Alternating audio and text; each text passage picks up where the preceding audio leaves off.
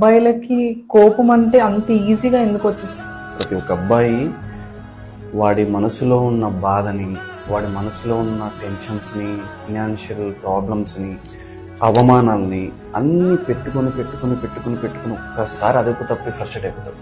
ఒక్కసారి అదుపు తప్పి ఫ్రస్ట్రేట్ అయిపోతే వాడి అమ్మ నాన్నల ముందు వాడు ఒక మూర్ఖుడిలా మిగిలిపోతాడు.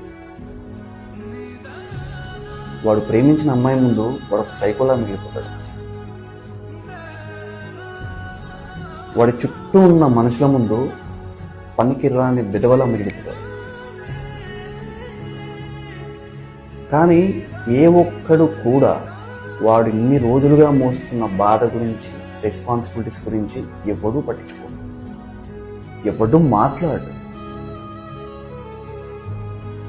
వాడు మాట్లాడితే న్యూసెన్స్. సో అలాంటి వాళ్ళకి